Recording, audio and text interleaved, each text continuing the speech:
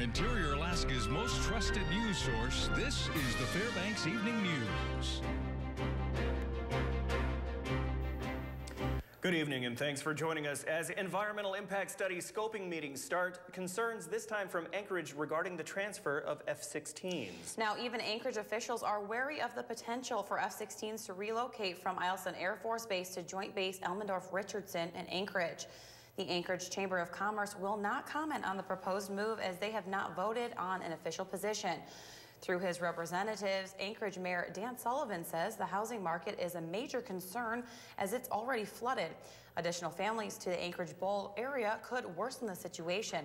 Bill Popp, president and CEO of the Anchorage Economic Development Corporation, says they are not anti-military but do oppose the move for many reasons that directly impact industry in Anchorage. First and foremost, he says they are in support of Fairbanks and the impact the move will cause here. Fairbanks is an important part of the statewide economy, and if Fairbanks' economy is in decline, then Anchorage feels the bite.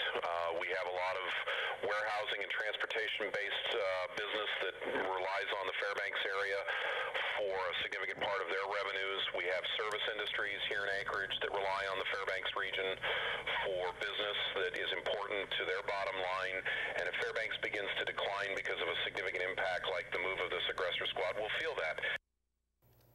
The Air Force will hold 2 environmental impact statement scoping meetings Wednesday at noon and 6 p.m., both held at the Fairbanks Princess Riverside Lodge. The Fairbanks Borough is offering free shuttle services for those attending the 6 p.m. meeting. The shuttle buses will run continuously from 5 to 9 p.m. for the Pioneer Park to the Riverside Lodge. No bail for a 22-year-old local man accused of robbing a downtown credit union in full view of the Fairbanks Police Department.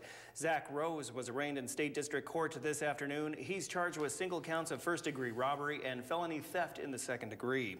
Authorities say just before 11:30 Monday morning, a male suspect entered the Mac Federal Credit Union on 10th Avenue, indicated he was armed, and demanded money.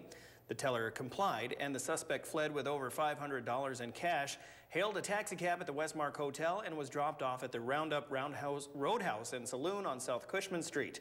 Rose was later arrested at the Fairbanks Rescue Mission. Officials say all of the stolen money was recovered as well.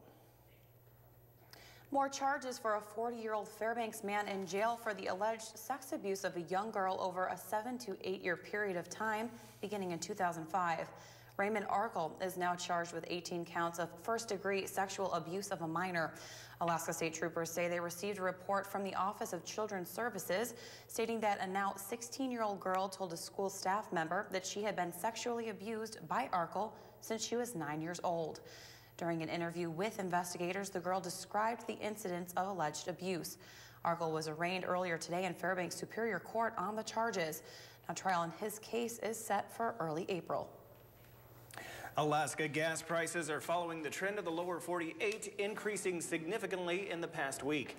Now in Fairbanks, prices are ranging from about $3.60 to $3.81. This compares with the national average that has increased 14.4 cents per gallon in the last week to $3.48. That is according to GasBuddy.com's daily survey of 398 gas outlets in the state. One reason is the changeover from winter to summer fuel that is getting underway at refineries across the country. There are also other factors driving the prices up. Is the situation in the Middle East. Just the discussion of it has pushed crude oil prices higher. The other thing that's pushing prices higher is the weakness of the U.S. dollar. As of today, in Alaska, you're seeing an average price increase of 8 cents a gallon just in the past week. And the prices have gone up 15 cents in the past month. But I think the rate of increase is going to slow down significantly. You know, I just can't quite keep up with the prices of gas. One minute they're up, the next minute they're down. And so many little things determine which way they go up. It's so crazy. Many factors. All right, well, when we come back, some of the effects of the recession in the lower 48 have finally reached Alaska. Also preparing for the Denali 2013 Centennial Climb. Stay with us. This edition of the Fairbanks Evening News is brought to you by Denali State Bank, your community bank, and by Nissan, innovation that excites. You have a used car. You need a new car. Get into Jeans Chrysler Jeep Dodge and Ram right now with deals like the perfect hardtop convertible for Fairbanks, a 2012 Chrysler 200, MSRP $35,210, sale priced at just $29,999. That's over $5,000 in savings. Or a 2012 Ram 1500 Crew Cab 4x4 at just $32,222. Jeans can help you get into a new car for less. Cushman & Van Horn or online at jeanschrysler.com, the official dealership of life in Alaska. Welcome back to the Fairbanks Evening News. Marking the centennial anniversary of its achievement in early June, a team of descendants comprised of the original expedition who first successfully climbed Mount McKinley will attempt to perform the same climb this spring. Named the Denali 2013 Centennial Climb, Dana Wright, Ken Karstens, Ray Schuneman, Dan Hopkins, and Mark Latime will begin their ascent this June 7th, 100 years after their forebears reached Denali summit. Wright is the great-grandnephew of Walter Harper, the 21-year-old Athabascan, who was the first person on Denali's peak. Ken Karstens and Schuneman, great-grandsons of Harry Karstens, who was the second on the mountain and a team leader. Hopkins is the great-great-nephew, of Hudson Stuck, and Latime, who is the Bishop of Alaska and plans to hold a Eucharist on the mountain and honor the memory of Stuck. This has honestly been a real lifelong push for all of us. And to have an opportunity to have it as a team effort, as opposed to just my cousin Kenneth and I, which is what we had planned on for probably the last 10, 15 years anyway. This is a real honor to give patronage to those who made it happen first. You know, the one thing that I really haven't talked much about is that I think part of what I give to this journey is prayer life and spiritual life, and if I can be of any encouragement to the team as we gel, to remind us that we really are part of something that's even bigger than our team. I think that's a gift I can bring along. The news center will have more on this story later this week. The recent recession and job unemployment numbers have had a major impact on the lower 48, but now the effects are beginning to impact on the Alaska economy. Today, officials from the World Trade Center of Alaska informed the audience of businessmen and women that the economy of Alaska is beginning to show signs of weakening, along with job growth slowly decreasing. However, there are indications that construction jobs are on the rise and that export of materials from Alaska is helping a little to offset some losses. Still, the outlook is not very encouraging. We expect price to be stable this year, but you know, we're facing long-term declines in oil production of 5 to 7% a year. So with stable prices, you end up with a 5 to 7% overall decline in the gross state product that comes from natural resources. We do think that will be balanced out this year by a good construction season from the state capital projects budget. What we are exporting are really the building blocks of economic development. We're selling natural resources. These are the things that people need versus things that they may want. So we're at the right place at the right time with the right resources, and this is driving our export growth. Students at the University of Alaska Fairbanks are teaming up in a newly formed class to help provide an outlet. The News Center has more in today's health report. Psychology in Action is a new class this semester. The purpose, to bring students together and collaborate to reach out to a community they feel is in need. I mean, if you think about people in the community who are in need, the first thing you might think of is maybe a friend who has an eating disorder, or you think about suicide rates with our military. For us here on campus, one of the things that is still so fresh in our minds is the suicide right here on campus during the holidays. And it just shows a great need for support. People need support and people need help, and a lot of people are afraid to get it. Some of the targeted groups include our soldiers, domestic violence victims, those with eating disorders, general suicide prevention, and reaching out to those who think their problems aren't big enough.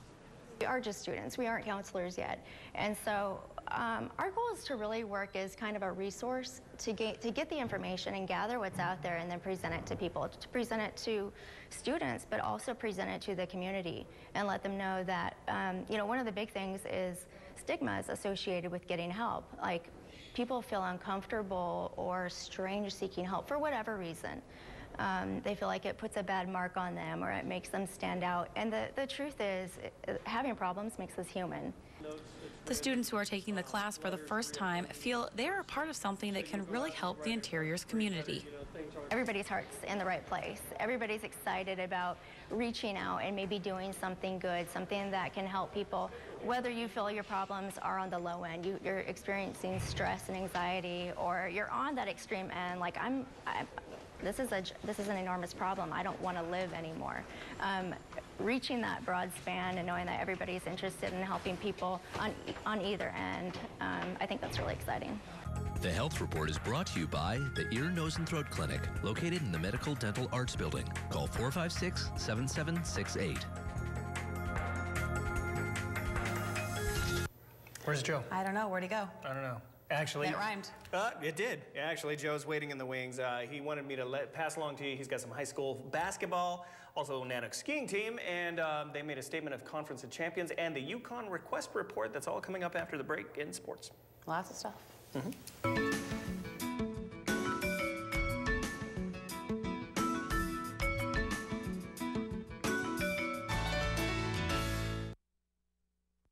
Brought to you by the Law Office of Rita T. Alley.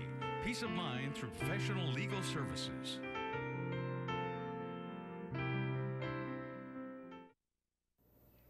Hello, Interior Sports fans. Joe Cook here once again, the sports seat for you this Tuesday. Hope you're having a good day. And to make it better, let's talk some sports. In high school basketball this weekend, there was a non-conference battle between the West Valley Wolfpack and Hutchinson Hawks. The Wolfpack used some pressure defense, and after the first quarter, they held a 20-11 lead. That defense forced 29 turnovers, and their tenacious rebounding was a factor as West Valley grabbed 25 offensive boards. Darren Silas had a game-high 27-21 points in the second half, trying to muster a comeback for the Hawks, but the Wolfpack wins 71-53 with Lorenzo Graham leading the team with 17 points, 10 rebounds, 6 assists, and 5 thefts. That's the stat line. Jake Carson added 10 points and 6 boards. Would the Lady Wolfpack complete the non-conference road sweep with the win? They would, in a tight game throughout. It was 1 point separating the teams down the stretch, but West Valley made some big stops late. With the last one, after Lodgen Ashmore's jumper, giving them a 43-40 win. Ellie Veazey and Allison Yingling scored 12 points apiece for Hutch. Callie Franz had 12 points to lead 3 Wolfpack players in double figures. And I was just really proud of our kids stepping up and playing some tough defense when it counted, especially, and moving the ball on offense and trusting each other on offense was a big plus today. So if we're going to keep building on that and keep working from there, and I sense good things down the road for us. In more high school basketball, the Minto Lakers boys basketball team won the Little NIT over the weekend. The gritty 1A Lakers, with just 6 players, won by 2, 45-43 over the 2A Nikolai-Vesk Warriors. Minto was led by Taj Washington's 18 points. Calvin Baker added 11. The Lakers led 24-16 at halftime. The Warriors cut it to 3, but Minto held on for the title. The Nikolai-Vesk girls did win the girls' title in a 53-42 win over host Nenana. Kayla Stafford scored 11 points in the second half, finishing with 15 to lead the Lady Warriors in the fourth to secure the win over Nenana. 6'3" diamond in the rough, Ninella Dorval of Nikolai-Vesk was tournament MVP for the girls. Also, the Monroe Rams boys team lost over the weekend, something that you don't hear often. The final was 59-47 to ACS. In an endowment game, these teams could see each other again at States. David Stepovich scored 12 points, and Scooter Bynum led the way with defense, and he had 14 points. Nate Simmers had a game-high 19 for ACS.